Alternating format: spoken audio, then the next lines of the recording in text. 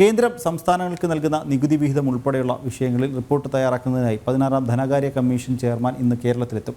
5 വർഷ കാലയളവിൽ കേന്ദ്രത്തിൽ നിന്ന് ലഭ്യമാക്കേണ്ട സാമ്പത്തിക വിഷയങ്ങളിലും ചർച്ചയുണ്ടാകും. നിലവിൽ ലഭിക്കുന്ന നികുതി വർദ്ധിപ്പിക്കണം എന്ന ആവശ്യവുമായി കേരളം മറ്റു സംസ്ഥാനങ്ങളെ കൂട്ടുപിടിച്ച് ധനകാര്യ കോൺക്ലേവ് നടത്തിയിരുന്നു. വിവരങ്ങളുമായി ടിൻഡു ദാസ് ചേരുന്നുണ്ട് തിരുവനന്തപുരത്ത് നിന്നും. ടിൻഡു, കേന്ദ്രം സംസ്ഥാനങ്ങൾക്ക് നൽകുന്ന നികുതി വിഹിതം ഉൾപ്പെടെയുള്ള വിഷയങ്ങളിൽ റിപ്പോർട്ട് തയ്യാറാക്കുന്നതിന് വേണ്ടിയാണ് 16ാം ധനകാര്യ കമ്മീഷൻ ചെയർമാൻ ഇന്ന് കേരളത്തിലെത്തുന്നത്. വിവരങ്ങൾ.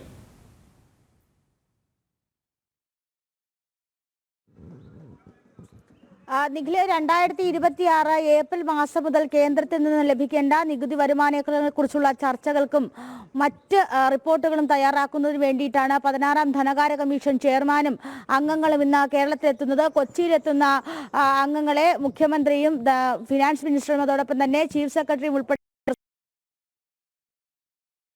ഈ ആലപ്പുഴ, കോട്ടയം ജില്ലകളിലെ 2 ഗ്രാമപഞ്ചായത്തുകളിൽ ധനകാര്യ കമ്മീഷന്റെ പ്രതിനിധി സന്ദർശനം നടത്തും. തുടർന്ന് ചർച്ചകൾ ഉണ്ടാകുമെന്നാണ് നമുക്കറിയാൻ സാധിക്കുന്നത്.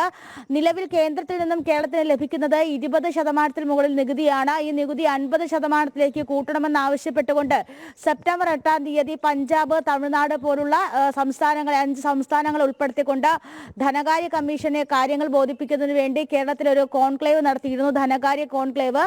ഈ ധനകാര്യ കോൺക്ലേവിൽ ഉയർത്തിക്കാട്ടിയ കാര്യങ്ങൾ ഡിവിസിബിൾ പൂളിൽ നിന്ന് ലഭിക്കുന്ന മൊത്ത വരുമാനം, നികുതി വരുമാനം 50% ഉയർത്തണം. അതോടൊപ്പം തന്നെ കടപരിധി ഉൾപ്പെടെയുള്ള വിഷയങ്ങളിൽ പെൻഷൻ കമ്പനി, കിഫ്ബി പോലുള്ള സ്ഥാപനങ്ങൾ ഒഴിവാക്കണം. അതോടൊപ്പം തന്നെ ബ്രാൻഡിംഗ് ഉൾപ്പെടെയുള്ള വിഷയങ്ങളിൽ കേരളത്തിൻ്റെതായിട്ടുള്ള തീരുമാനം എടുക്കാൻ സാധിക്കണം. അത്തരത്തിലുള്ള വിഷയങ്ങളൊക്കെ ആയിരിക്കും ചൂണ്ടിക്കാട്ടുക. നമുക്കറിയാം, ഏറ്റവും പ്രധാനപ്പെട്ട കാര്യം കഴിഞ്ഞ സാമ്പത്തിക വർഷം കേരളത്തിന് കടപരിധിയായിട്ട് അല്ലെങ്കിൽ കടമെടുക്കാൻ സാധിച്ചിരുന്നത് 27,000 കോടി രൂപയാണ്.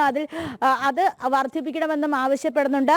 കേരളത്തിലെ ജനസംഖ്യ, അതോടൊപ്പം തന്നെ ആരോഗ്യം, വിദ്യാഭ്യാസം തുടങ്ങിയ മേഖലകളിലെ പുരോഗതികൾ വിലയിരുത്തിക്കൊണ്ടാണ് കേന്ദ്രം സംസ്ഥാനങ്ങൾക്ക് അല്ലെങ്കിൽ കേരളം സംസ്ഥാനത്തിന് ധനവിഹിതം നൽകുന്നത്. ഈ ധനവിഹിതം ഉയർത്തണമെന്നാണ് കേരളം നിരന്തരം ആവശ്യപ്പെട്ടുകൊണ്ടിരിക്കുന്നത്. ഈ ആവശ്യങ്ങളിൽ തീരുമാനമുണ്ടായേക്കുമോ അല്ലെങ്കിൽ ഈ ആവശ്യങ്ങളിൽ എന്ത് തീരുമാനം ഉണ്ടാകുമെന്ന് ധനകാര്യ കമ്മീഷൻ നൽകുന്ന റിപ്പോർട്ടിന്റെ അടിസ്ഥാനത്തിൽ വേണം ഇനി അത് അറിയേണ്ടത്. അടുത്ത 5 വർഷത്തേക്കുള്ള കേന്ദ്ര വിഹിതം, കേന്ദ്ര ധനസഹായം തുടങ്ങിയ വിഷയങ്ങളിൽ ധനകാര്യ കമ്മീഷൻ നൽകുന്ന റിപ്പോർട്ടിന്റെ അടിസ്ഥാനത്തിലാണ് കേരളത്തിന് ലഭ്യമാക്കുന്നത്. നിലവിൽ കേരളത്തിന് ധനസഹായം ലഭിച്ചുകൊണ്ടിരിക്കുന്നത് ജനസംഖ്യ അടിസ്ഥാനപ്പെടുത്തിയും ജനസംഖ്യാ മാനദണ്ഡത്തിലും അതോടൊപ്പം തന്നെ ആരോഗ്യം, വിദ്യാഭ്യാസം തുടങ്ങിയ മേഖലയിലുള്ള വികസന പ്രവർത്തനങ്ങളൊക്കെ മുന്നിൽ കണ്ടുകൊണ്ടാണ് കേന്ദ്രം കേരളത്തിന് ധനസഹായം നൽകുന്നത്.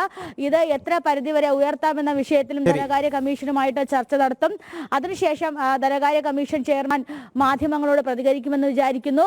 ആദ്യം എത്തുന്നത് കൊച്ചിയിലാണ്. കൊച്ചിയിൽ നിന്നും ആലപ്പുഴ, കോട്ടയം ജില്ലകളിലേക്ക് പോകും. അവിടുത്തെ പഞ്ചായത്തുകൾ സന്ദർശിക്കും. കോട്ടയം ജില്ലയിൽ വെച്ചായിരിക്കും പ്രധാനമായിട്ടും മാധ്യമങ്ങളെ കാണുക. എന്തായാലും കടപരിധി ഉൾപ്പെടെയുള്ള വിഷയങ്ങളിൽ അത് തീരുമാനം ഉണ്ടാകുമെന്ന് കരുതുന്നു.